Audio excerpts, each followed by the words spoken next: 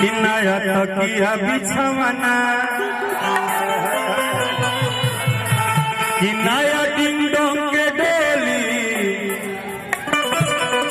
हमारा तो लाइन में सुन रहा है कि नया डिंग डोंग के डेली कि गोरा में सट के उलट के पलट के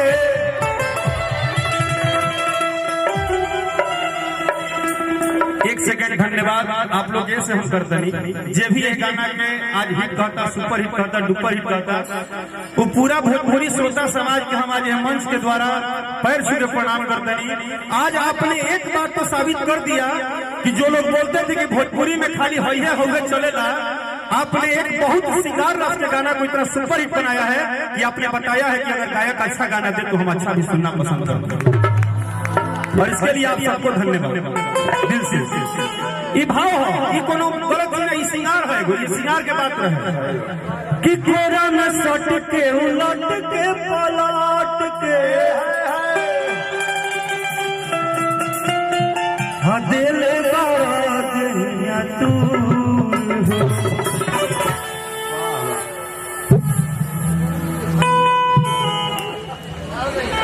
हम अपन दहिया पूरा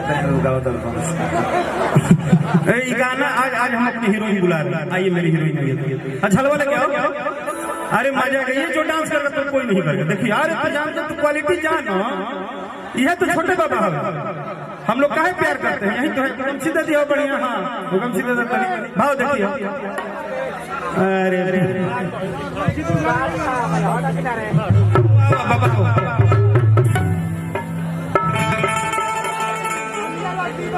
कि कोरा में सट के उलट के पलट के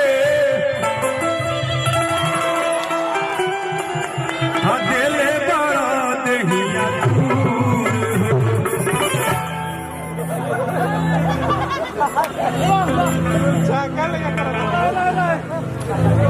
कि बिजली के तार में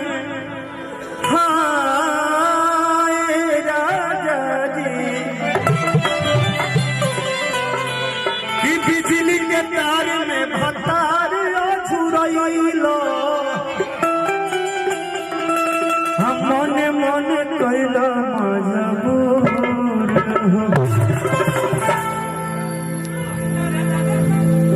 कि ऐसे जन सकती कि मोरा होती कि टूटेला बदन पोरे राजा तनी जाने न बहरिया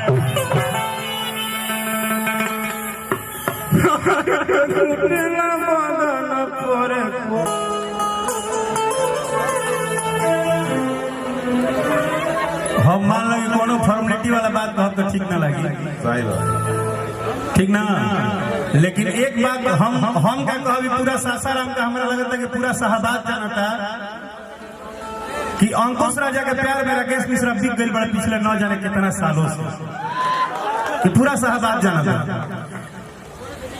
ट्रेंडिंग स्टार ब्रांडिंग स्टार जर्नेंडिंग स्टार कथुर स्टार आई है केहू आई जाए सब हो सकला अपन अपन बात कही। लेकिन हम जब भी आइला तो हमारा यह लगेला कि ना कोनो स्टार आई। तो पिछला बार भी जब हम बबिया के शादी में आई रही, जब बबिया के शादी रहे वही हम आई रही ना बबी की शादी में, हाँ मतलब बहन के शादी में आए थे हम। तो जब आए थे पिछले बार तो ओहो घड़ी हमरा यह लगल कि हम जे कोनो गायक अभिनेता कुछ बन के ना आइला। अंकुश और राजा इन दो ऐसे नाम हैं जिन्होंने अपने प्यार में राकेश मिश्रा को कैद कर लिया है और न जाने आजीवन जब तक सांस रहेगा हम यहाँ के लोगों के लिए कैद हो गए। और ये आपका प्यार है बाबा, ये गार्जियन जो लखन बाबा है उनका प्यार है, आपका प्यार है। आप विशेष हमारा जानते बड़ा कुछ बुझाए ना आगे पीछे बहुत बुझाना था हमारे। अच्छा आप आए हैं क्या? हाँ मेरे दोस्तों, ओ चिरकुटी प्रसाद नहीं है? ओके ओके। Oh my God you R the Lal Lal here. Okay okay या you are government I am सरकार। चलो छोटे बाबा तली तली पीछे हो जाओ बस। ये तो पीछे नहीं लिखा ना बताने के दिक्कत होता देखे। चलिए धन्यवाद। सबसे पहले यह धरती आकाश सृष्टि के मालिक भगवान पूरब पश्चिम दक्षिण उत्तर जितना भी दिशा होला 10 दिशा से हर जगह से यह दुआ मांगतनी कि जौन आज ई लड़का के तिलक पड़ल बा, जौन घर में खुशहाली आ रहा बा, जौन बहू आई है वह घर के प्रतिष्ठा आई है, और ये दोनों वर और वधू के ये पूरा सृष्टि के जितना भी जगह सुन रहा हुई अगर हमने की आवाज सबके तरफ से दुआ आशीर्वाद मिले, और एक घर में एक नया खुशहाली आवे, घर में एगो लक्ष्मी आवे, और हमारा घर की एगो लक्ष्मी आवत है। चलते आज हम क्या कहे बहुत खुश बनी। धन्यवाद। जब भी ऊपर माई बहन चाची बैठल बड़ी सबके प्रणाम बा, भाई आप सबके भी प्रणाम, सबके प्रणाम। एगो छोटी मोटी ताली बजा के आशीर्वाद भाई हमारा के तरफ से बहुत बहुत धन्यवाद। अच्छा के तो कहत रहे कि राजा जाई ना बहरी है, लेकिन ओकरा बादो परसों एगो आइला तब तारा नहीं था अभी दिया। हे राजा तू तो जवान हम लइका, ई वर्ल्ड वाइड कंपनी से परसों गाना रिलीज भइल बा कि बेरी बेरी छुअत रहइका।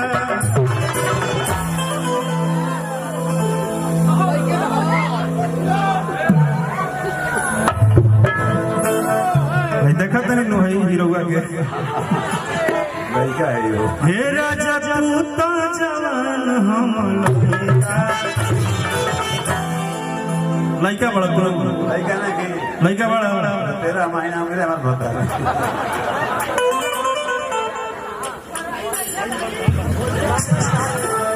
अच्छा लेकिन ये सब हो 2 मिनट बाबा, 2 मिनट होगा, मर मजाक सब होगा। हम बोले ना कि सब लोग जब गा दिया तो हम इसीलिए अस्तित्व के हम घर में आए हैं। 2 मिनट खाली दे दीजिए, 2 मिनट दाती लगा ले बोलो बोलो 2 मिनट दाती लगाई तो तनिको ठंडा ना लगी, खाली गर्मी फेंकबे कर दे 2 मिनट खाली। अब कुछ अपन संगीत के वो वसूल बा, वही हिसाब से हमने के सबसे पहले थोड़ा सा अपना सिस्टम में चलते हैं।